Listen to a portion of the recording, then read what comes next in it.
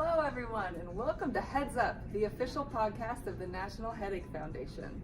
I'm Dr. Lindsay Weitzel, professional migraine strategist, and I am here today, I'm very lucky to be here, with Dr. Robert Shapiro, who is a professor of neurological sciences at the University of Vermont and happens to be the person that started this whole thing here in DC called Headache on the Hill. So, can you tell us exactly what Headache on the Hill is? Headache on the Hill is a national advocacy event which brings patients, providers, doctors, research scientists to engage with policymakers to change federal policy on behalf of people who are experiencing disabling headache disorders. Okay, and how many years has Headache on the Hill been going on?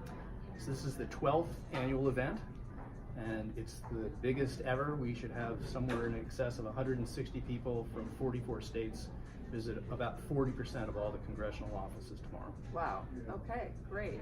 Well, can you tell us a little bit about what Headache on the Hill has accomplished in previous years? So Headache on the Hill is applied advocacy or applied heightened awareness.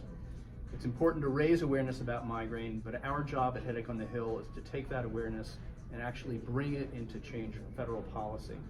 So we'll meet with people, we'll meet with the congressional offices, either senators, congressmen, or their staff, to have specific, concrete, measurable things which we want to change on behalf of people with headache disorders.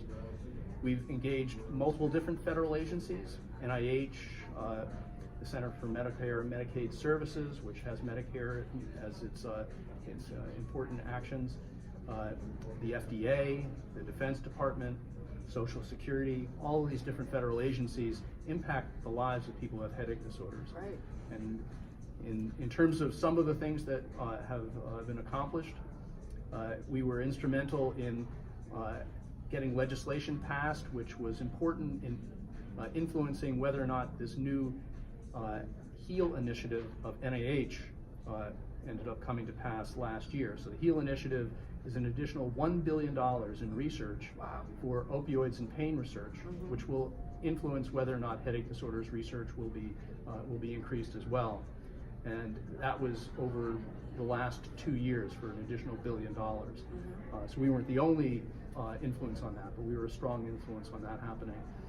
Last year, in recognition of the huge number, more than 100,000 veterans who have daily headaches or near daily headaches because of blast injuries and concussive injuries, we were able to get funding, appropriations, $10 million to establish 7 regional centers within the VA system for headache centers of excellence to provide specialty care and consultation services.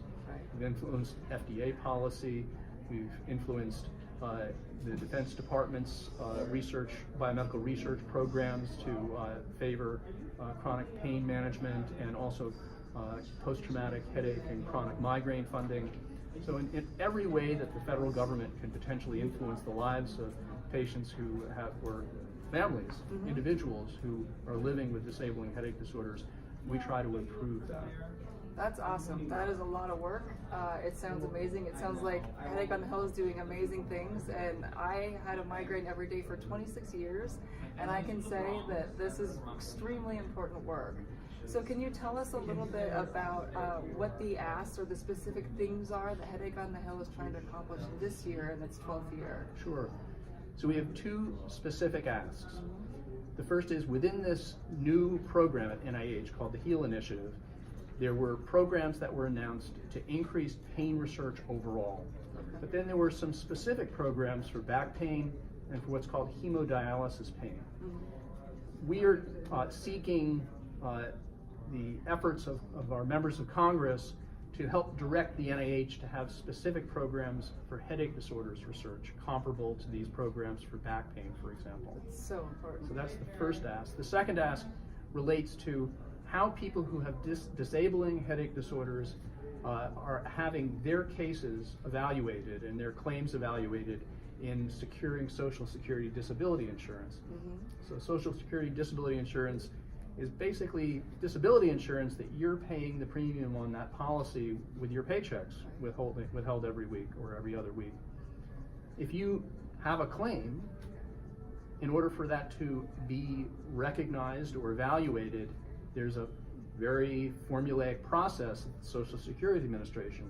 And one critical step is that you compare your impairments from your disease to the impairments for your model in a listing of different disease impairments. Right. And for people who have disabling migraine or headache disorders, they find there's no listing for migraine or other headache disorders. Right, we're not even in the book. Not in the book. Right. So we're trying to change that. We're trying to increase the information that's available about how claimants can actually have their impairments be recognized, and hopefully have a listing in the book. All right. That sounds hugely important, and I can say that I was a clinical researcher for 18 years, and when I got my PhD, I wanted to work in migraine, and I was told by my mentors that I should work in oncology instead because no one would fund a grant for headache. So these NIH initiatives that you're talking about are hugely important to help all of us.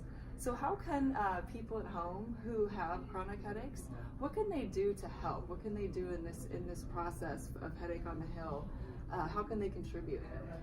So we want to engage everybody in this. Not everybody have the resources or the ability to come to Washington to participate in this, and we don't expect everybody to do so. But you can get involved where you are. Later this week, we expect to be able to initiate a process where anybody, any American, will be able to easily contact their members of Congress. They will sign on to a website. There'll be a letter which will have our specific requests of members of Congress in brief language. And then there'll be an area where you'll be able to add some brief remarks about your experience with disabling headache disorders. And then you'll hit send, and it'll automatically go to your 2 senators and your member of the House of Representatives. It's very, very easy. It's simple. It's a way for you to participate, and you can have your voice actually heard by the people who can actually influence your lives. Right, and it's an awesome feeling too. It's very empowering for everyone who has migraine to be able to tell their story and make a difference. So I'd hope that everyone would go online and do this, because I know that being here is so empowering to help and to be able to tell your story and what you've been through. So is there anything else you'd like to add today? Thank you very much for actually participating in Headache on the Hill. Thank you for starting Headache on the Hill. It's an amazing thing.